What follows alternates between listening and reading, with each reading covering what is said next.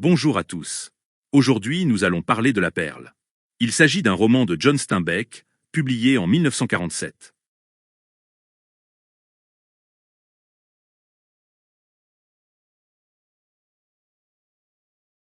Un jeune homme nommé Kino se réveille dans sa hutte située dans un golfe.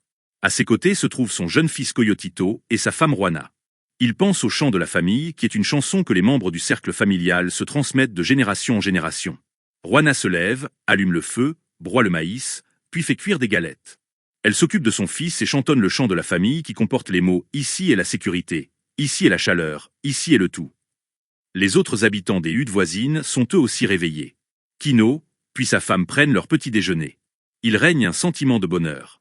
Les parents voient un scorpion s'approcher de Coyotito. Kino a dans la tête une autre chanson, appelée le chant du Malroana, récite une incantation. Le scorpion plante son dard dans l'épaule du bébé. Kino tue le scorpion et Juana tente d'aspirer le venin. Les cris de Coyotito font venir les voisins.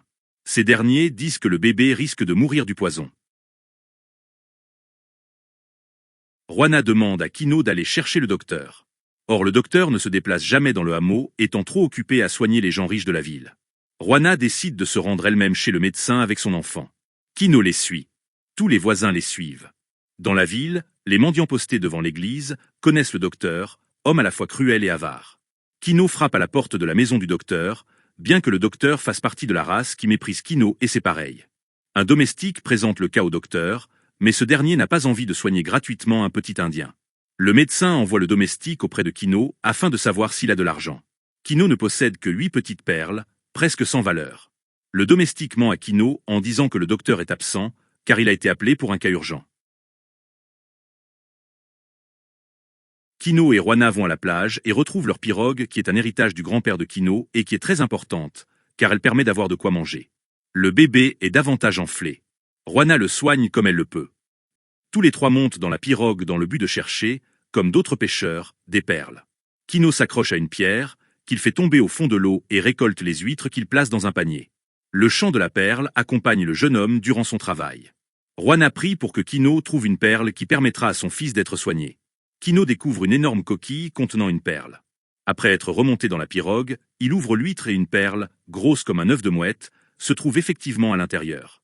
Les cris de Kino attirent les autres pêcheurs. La nouvelle de la découverte de la perle du monde par Kino parcourt la ville, ce qui modifie la considération de certaines personnes envers le jeune homme. Parce que la perle représente la réalisation des rêves de la population et parce que c'est Kino qui la détient, Kino devient l'ennemi de tout le monde. Kino et Juana n'en ont pas encore conscience. Maintenant qu'il est devenu riche, Kino souhaite se marier à l'église. Dans la perle, Kino voit que lui, sa femme et son fils seront habillés élégamment avec des vêtements neufs. Il rêve d'acheter un harpon et un fusil. Sur la surface de la perle, il voit son fils aller à l'école, ce qui lui permettra de savoir lire. Les voisins sont témoins de la transfiguration du jeune homme. Kino reçoit la visite du prêtre. Il entend la musique du mal et de l'ennemi. Le prêtre apprend que Kino a l'intention de se marier, puis repart. À l'extérieur de la maison, Kino entend la mélodie du mal. Même si Kino peut se projeter dans l'avenir, il sait qu'il devra lutter contre certaines forces et que les dieux risquent de se venger. Le docteur et un domestique viennent voir Kino. Bien que Kino ressente de la colère contre le médecin, il le laisse examiner son fils. Le docteur donne un médicament à l'enfant qui n'en avait peut-être pas besoin. Le médecin reviendra dans 1 heure afin de constater l'évolution de son nouveau patient. Kino cache la perle dans le sol. Coyotito devient très malade, peut-être à cause du venin, peut-être à cause du médicament du médecin. Le docteur revient, administre un autre remède à l'enfant et dit que l'enfant ira bien maintenant.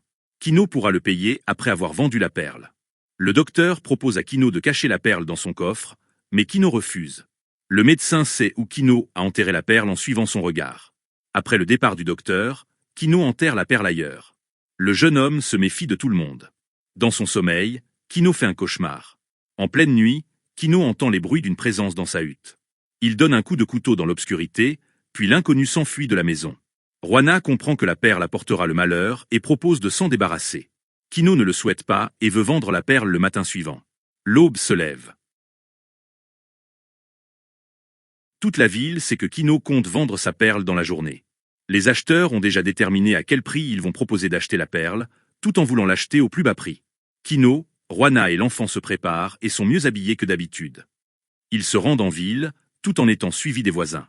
Le frère de Kino, nommé Juan Thomas, explique à Kino qu'il est difficile de savoir si l'acheteur proposera un prix décent pour la perle puisqu'il est difficile d'aller ailleurs afin de comparer les offres. Il dit que leurs ancêtres ont pensé à contourner ce problème en envoyant un homme dans la capitale qui vendrait les perles à leur place et qui prendrait une commission. Cependant, les 2 hommes envoyés ont disparu avec les perles. Kino se rend dans le bureau d'un acheteur. Ce dernier lui propose d'acheter la perle 1000 pesos, car au regard de la grosseur de la perle, personne ne voudra l'acheter et car elle ne pourra qu'être un objet de curiosité. Kino refuse puisque, selon lui, la perle vaut bien plus cher. L'acheteur fait venir 3 autres acheteurs afin de démontrer à Kino qu'il n'essaie pas de le rouler. Le premier ne se prononce pas, le second pense que la perle va se détériorer rapidement et le troisième offre 500 pesos. Kino décline les offres. Devinant qu'il a trop abusé de la situation, l'acheteur propose alors 1500 pesos.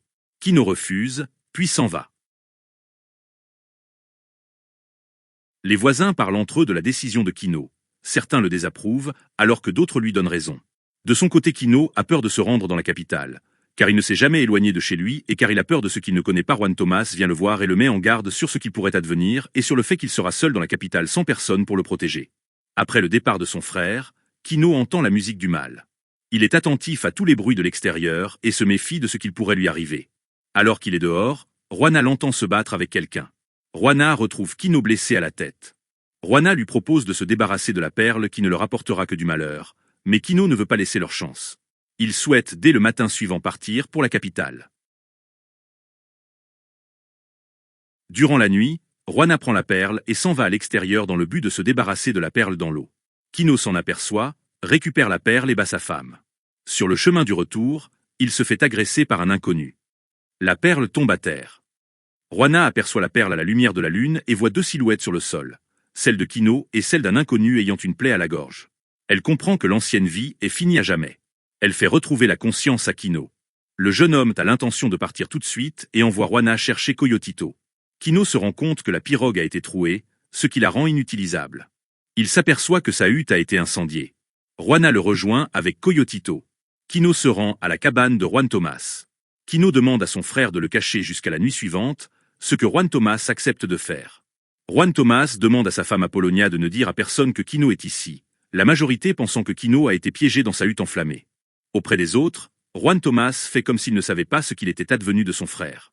La nuit suivante, Kino part avec sa famille vers le nord. Kino, sa femme et Coyotito se déplacent durant toute la nuit. À l'aube, ils font une halte dans une clairière.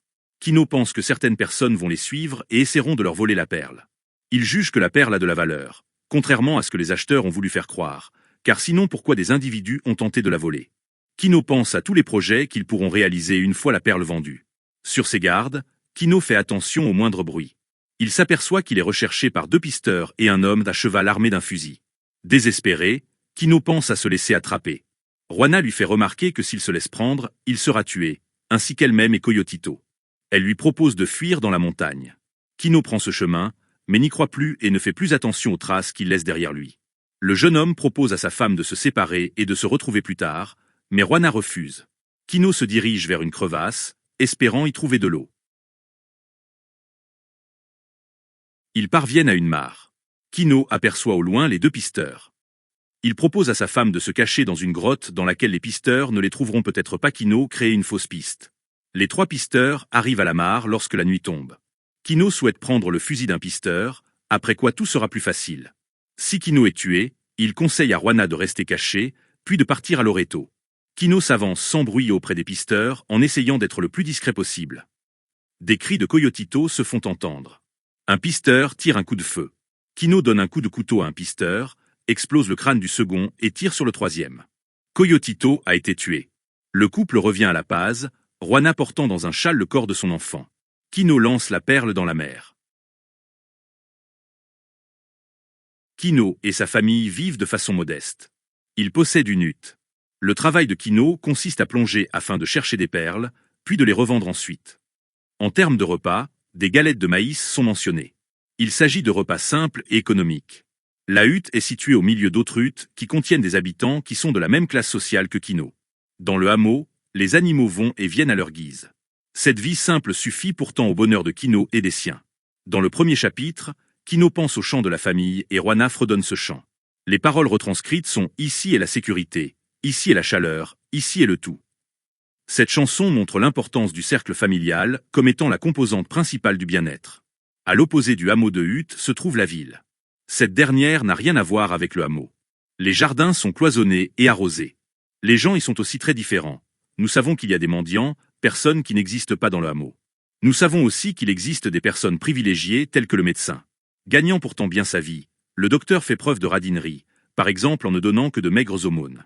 Le médecin ne soigne que les gens fortunés de la ville et refuse de soigner Coyotito, car c'est un enfant de pauvres qui n'auront même pas de quoi le payer.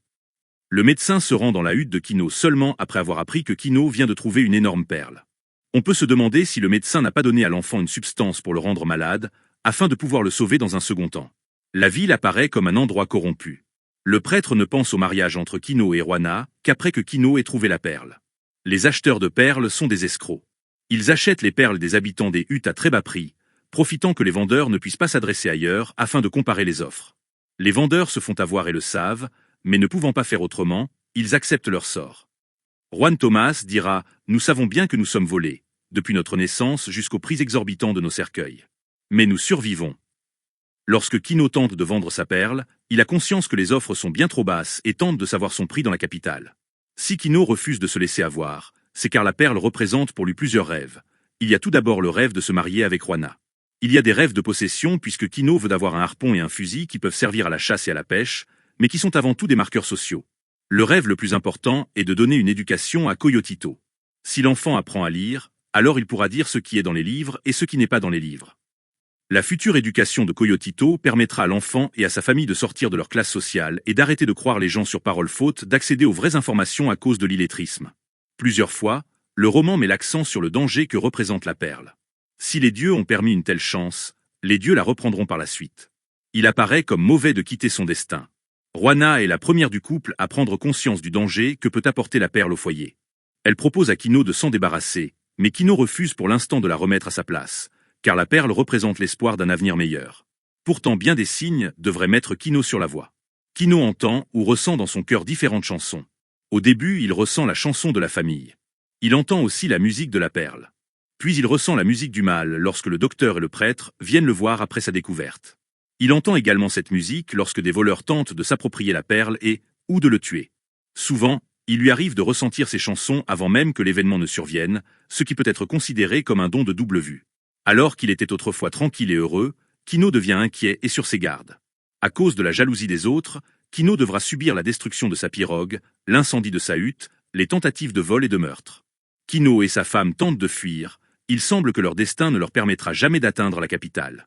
En effet, les pisteurs qui les suivent semblent être dotés de pouvoir puisqu'ils parviennent à suivre et à retrouver le trio alors que Kino a pris bien des précautions et que le vent a effacé leurs traces. Ce n'est qu'après la mort de son fils que Kino décide de revenir à son hameau et de se séparer de la perle. Sans son fils, l'espoir d'une extraction de son milieu social devient impossible.